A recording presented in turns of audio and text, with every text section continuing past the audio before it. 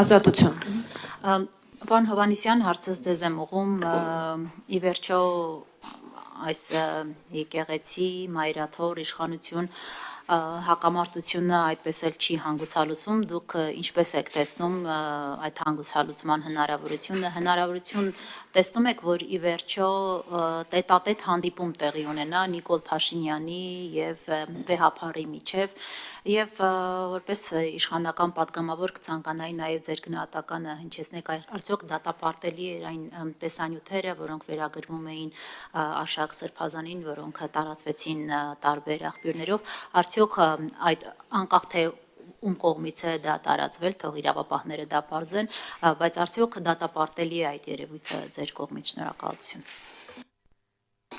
Վերջից սկսեմ, միանշանակ դատապարտելի է եւ մարդու անձնական կյանք ներխուժելը նման ձևով եղկելի եւ դատապարտելի է։ Ինչ վերաբերվում է ձեր հարցին իշխանություն եկեղեցի ձևակերպման մասով, չկա իշխանություն եկեղեցի կամ պետություն եկեղեցի հակամարտություն եւ հակասություն, խնդիր կա, ուրեմն հայ առաքելական Սուրբ եկեղեցու, ուրեմն բարձրաստիճան եկեղեցականների, Կտրիչ Ներսիսյանի, ուրեմն հետ, որոնք ուրեմն խախտել են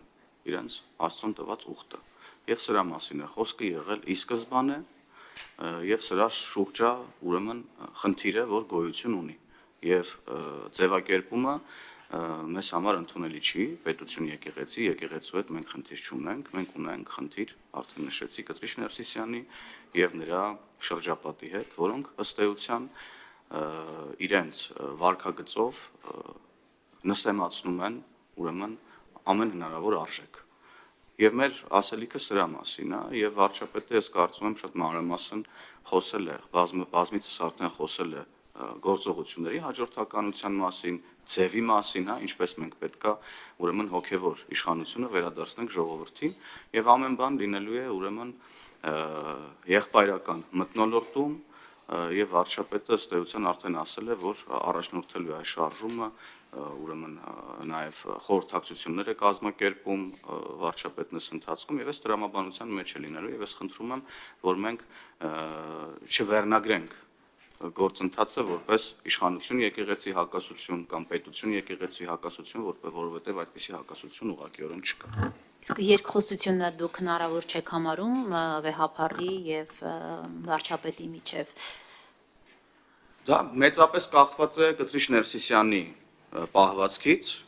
եւ մյուս հոգեվորականների պահվածքից, բայց կարծում եմ, որ հասցեատերը ձեր հարցադրման ես չեմ, ամեն դեպքում քաղաքականության մեջ եւ կյանքում առասարակ ոչինչ բացառել չի կարելի։ Պահվածք ինչ նկատի ունեք, պարզաբանեք։ Պահվածքն են նկատի ունեմ, որ կուսակրոնության ուխտը խախտած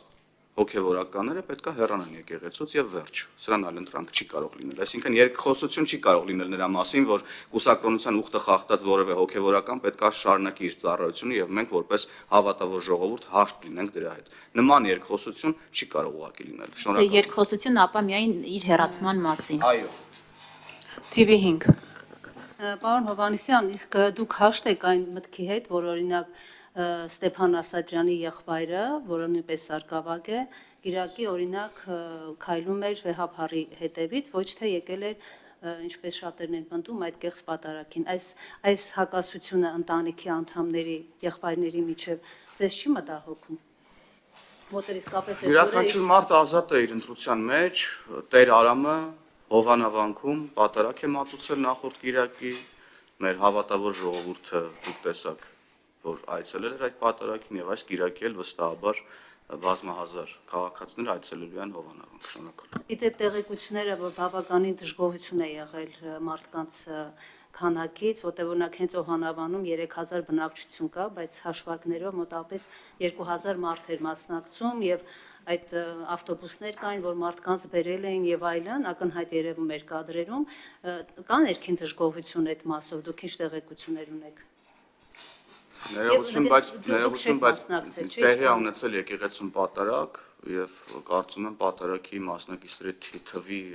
այսինքն հաշվարկը որևէ մեկը չի արել, որ դժգոհ կամ գոհ լինի դրանից, տեղի է ունեցել պատարակ եւ մենք ականատես ենք այնտեղ եղել, որ հազարավոր քաղաքացիներ Հայաստանի տարբեր համայնքներից ինքնակամ եկել եւ մասնակցել են այդ պատարակին, ինչպես եւ այս գիրակի են գալու։ Շնորհակալ եմ։ Դուք չեք մասնակցել եւ պարոն Վարդանյան դուք չեք եղել, չէ՞։ Ես այս գիրակի չեմ մասնակցել, հաջորդող գիրակի Ես եղել եմ Օղանավանքում եւ ասեմ ձեզ, ես Օղանավանքում հաճախ եմ լինում։ Իրաքի եղել եք։ Ես Կիրակի եղել եմ, այո,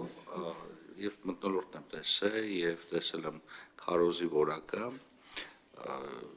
Ես մտածում եմ, որ սա այդուհանդերձ հավատավորների համար նախատեսված միջոցառում էր եւ պետական դերակատարությունը այստեղ չպետք է գերագնահատվի կամ դերագնահատվի, ըստ էության բոլոր անհրաժեշտ անվտանգային միջոցառումներն ապահովված էին, հաշվի առնելով այո Բարսասչյան պաշտոնատար անձանց ներկայությունը այնտեղ, մթնոլորտը շատ քրիստոնեական էր եւ շատ հավատավոր եւ նույնիսկ պատարակից հետո բավականին երկար ժամանակ մարդիկ խոսում էին, զբոսնում էին, մտորում էին, նես որ ես այդ տեսանկյունից մեծ խնդիր չեմ տեսնում։ Ես ընդհանրապես համոզված եմ, որ հայ առաքելական եկեղեցին պետք է դառնա ոչ միայն մեր ինքնության մաս, ինքը շարունակելու է մնալ մեր ինքնության մաս, այն նաև պետք է դառնա մեր հոգևոր կյանքի մաս, որովհետև գիտեք եկեղեցին սոս չպետք է դիտարկվի որպես քո ինքնությունը, հայ լինելու ինքնությունը միայն պահպանելու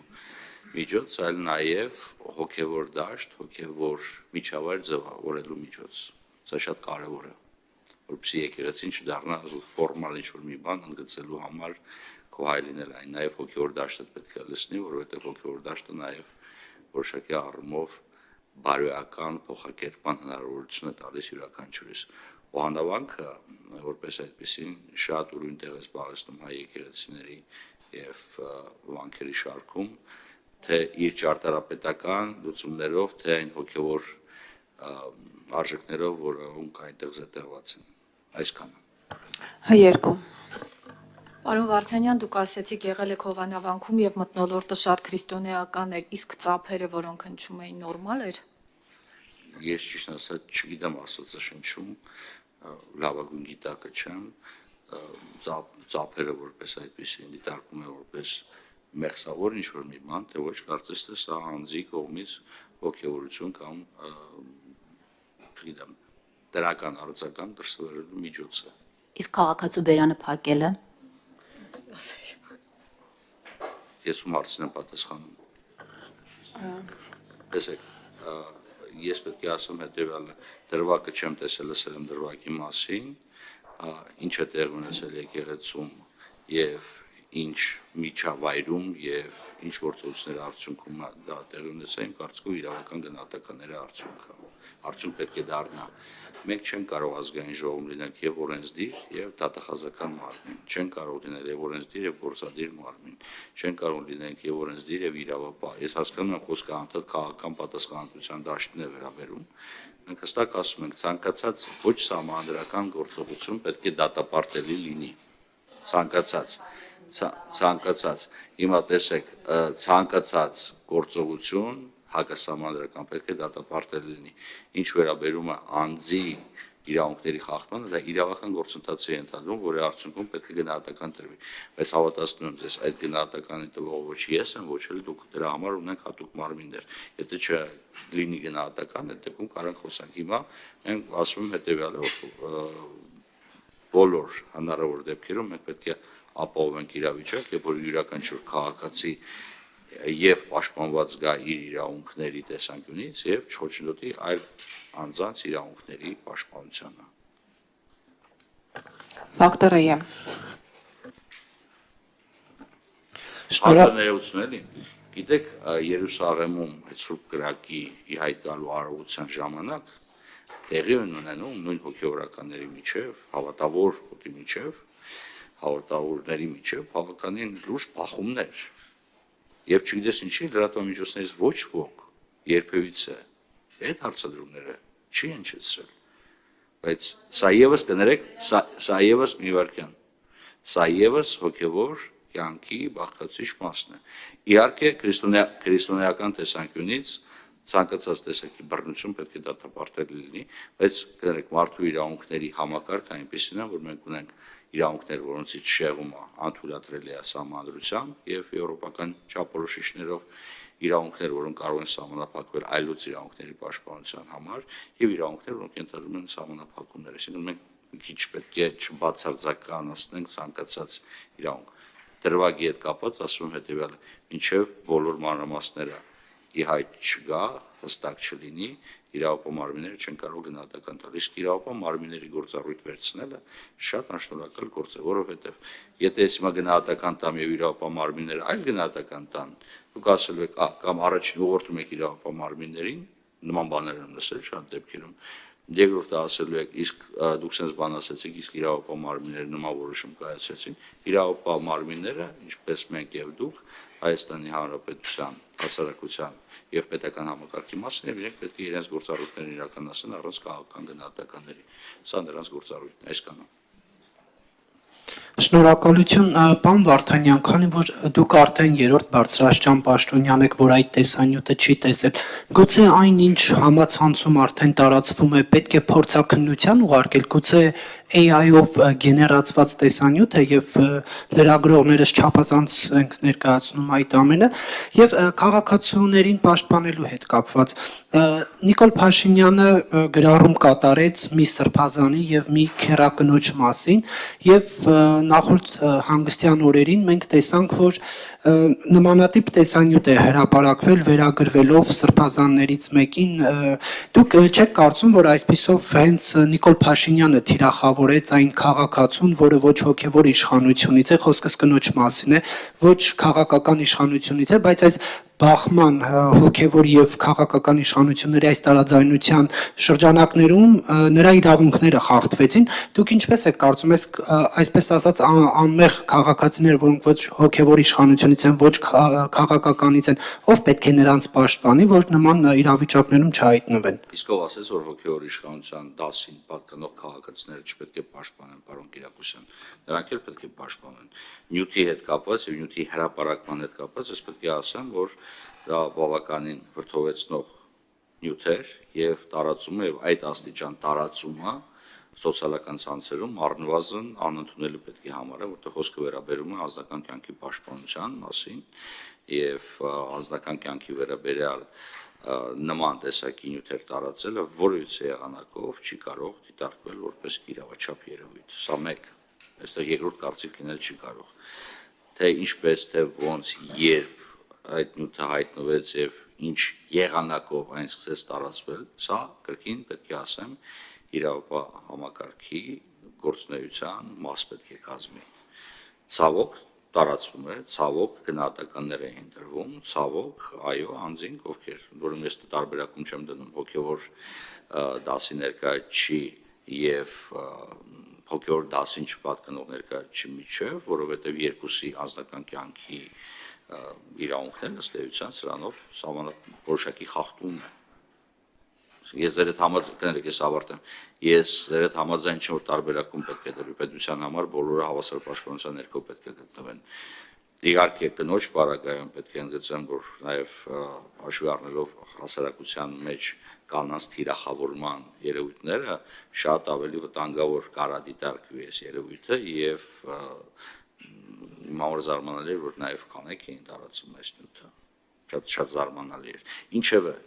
ինչ վերաբերում է գրառմանը եւ դեպքին, ես չգիտեմ, եթե դուք տեղեկություն ունեք, պարոն Կիրակոսյան, հրապարակ եկել է, այսինքն խոսքը գնում է նույն մարդու մասին, թե այլ մարդու մասին։ Չգիտեմ, չեմ կարող, չգիտեմ, ես չգիտեմ ով քերակինն է ինչու, ես պարզապես ուզում եմ հասկանալ, որ պատճառ-հետևանքային կապը ոնց եք տեսնում, ես չեմ տեսնում, ես կուզենայի, որ դուք ավելի տեղեկություն ունենաք տրամադրեք այդ տեղեկությունը։ Տրամաբանական կապ կա, պարոն Վարդանյան, Փաշինյանը գրում է սրբազան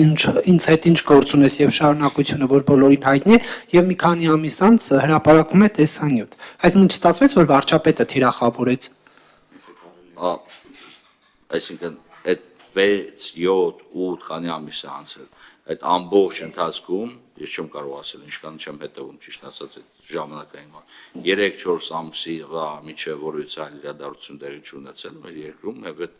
փոխադարձ կապ եք տեսնում այդ երկու երևույթների միջև։ Եթե տեսնում եք կամ լրացուցիչ բան եք ասելու, ասեք պարոն Կիրակոսյան, մի թաքցրեք հանրությունից, որտեղ լրատվամիջոցները պետք է հրապարակեն ոչ միայն տեղեկություն, որոնք վերաբերում են պետական պաշտոնյաներին, այլ նաև ցանկացած այլ տեղեկություն, որոնք վերջիններս հնարավորություն ունեցել ձեռք բերել։ Ինչպես հասկանում, պարոն Կիրակոսյան, ձեր համար ոչ սահմաններ գոյություն ունեն, ոչ բան դուք հասանելիություն ունեք բոլոր պետական պաշտոնյաների հոգևոր դասի բոլոր ներկայացուցիչներին, ինչու ոչ, եթե գտնում եք, տարածեք։ Ինչքան շատ այդքան լավ։ Ի վերջո ժողովրդավարությունը պահանջում է հետևյալը, որ ցանկացած երևույթ, որը կարող է վտանգել ժողովրդավարության գոյությունը, պետք է լուսաբանվի, դա պատահական չի, որ չորրորդ իշխանություն հասկացությունը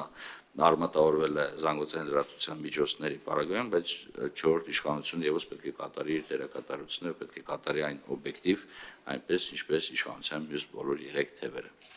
Եվ եթե կարելի է, պարոն Կիրակոսյան, ես զուտ հավելեմ, որ տարիներ շարունակ, հատկապես վերջին ժամանակաշրջանում, բազմաթիվ պատմություններ, իրողությունների մասին պատմություններ կան հոգևորականների, ուրեմն կենցաղի եւ անձնական կյանք ունենալու վերաբերյալ։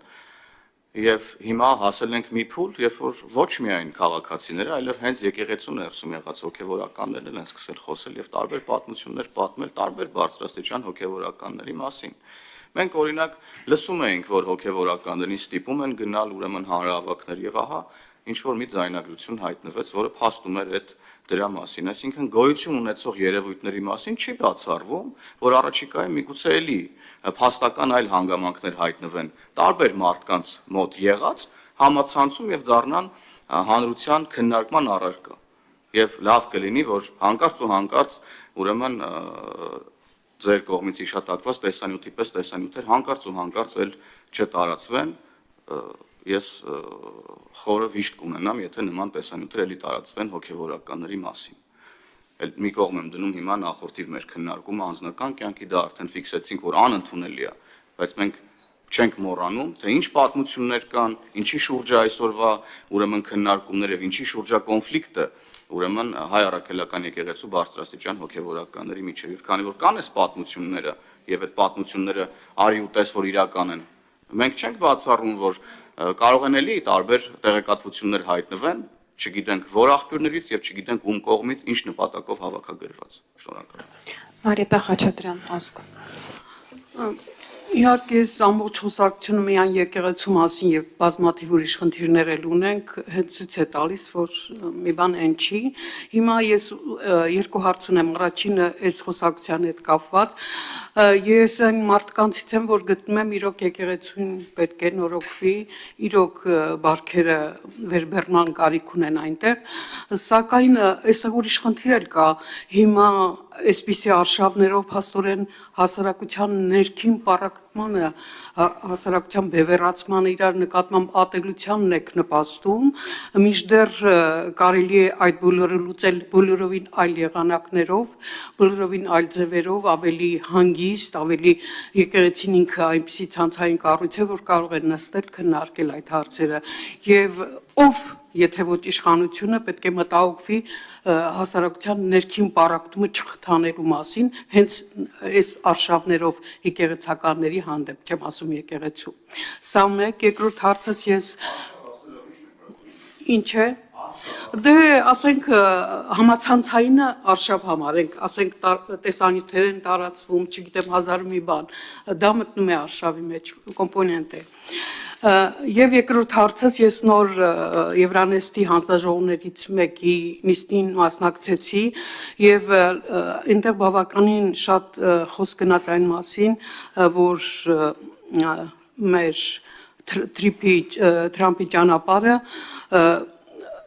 տարբեր դիտարկումներ կային եւ այդ դիտարկումների մեջ առնում էր այն, որ հայկական պատկերացումները մի քիչ հեռու են եվրոպական պատկերացումներից, եվրոպացիները ավելի շատ մտահոգություն ունեին, եւ անվտանգային, եւ ժամկետային եւ այլ։ Ես ուզում եմ հասկանալ, այս Եվրանեստի նիստի օգուտը արդյոք կլինի այն, որ մեր պատկերացումներն ու եվրոպացիների պատկերացումները իրար մոտենան, մանավանդ անորոշությունը ավելի շատ էր, այնտեղ ես դա տեսա։ Ձեր առաջին հարցին ես անդրադառնամ, երևի երկրորդին պարոն Վարդանյան դուք անդրադառնաք։ Այո, ճիշտ եք, նորոգման կարիք ունի հայ առաքելական Սուրբ եկեղեցին նախորդիվ մեր քննարկած բովանդակության հենց պատճառով եւ այդ ճանապարհով էլ մենք գնում ենք եւ ընդհանրապես եկեղեցու դեմ արշավներ չկան, ես արդեն ասացի, որ պետություն եկեղեցի հակասություն վերնագիրը ըստ էության տեղին չի, որովհետեւ խնդիրը հայ առաքելական Սուրբ եկեղեցու բարձրաստիճան մի քանի հոգեվորականների հետ է, որոնք խախտել են իրենց Աստծուն տված ուխտը։ Սրա մասին է խոսքը եւ ձեր նշած հարցի պատասխանը ինչ պետքա տեղի ունենա, որ հանրային համերաշխություն լինի կամ այս հարցը հանգուցալուծվի, մեկ բան պետքա տեղի ունենա, Կտրիշ Ներսիսյանը պետքա հեռանա հայ առաքելական Սուրբ եկեղեցուց, որպես իր ուխտը խախտած հոգեվորական։ Շնորհակալ եմ։ Ես կարճ անդրադառնամ այդ թեմային եւ անցնեմ Տրիպին եւ Եվրոնեստին, ուրեմն տեսեք, հայ հասարակության ամենամեծ խնդիրներից մեկը նաեւ որոշ թեմաների քննարկման տաբուացումն է։ Սա վատագույն օրինակն է, թե ինչպես խնդիրները բարդացնել եւ հասցնել ամենածայրագույն ընդունելի աստիճանի։ Դրանցից մեկը նաեւ եկեղեցու մարքա խնդիրները, որոնց մասին բոլոր գիտեք, բոլոր քննարկում եք, բոլոր անեկդոտներ եք պատմում բարբերաբար, բոլոր ինչ-որ քննարկումներ եք ունենում, որոնց շատ եկեղեցու հետ կապված անեկդոտներ լավ են։ Չէ, չեմ պատմի, որովհետև անեկդոտը կարելի է պատմել ընկերական միջավայրում եւ անեկդոտը բացարձակապես կարող վերաբերվի այն հարցերին, որոնք չեն անդրադառնում այլ անձանց իրավունքների կամ զգացմունքների վրա։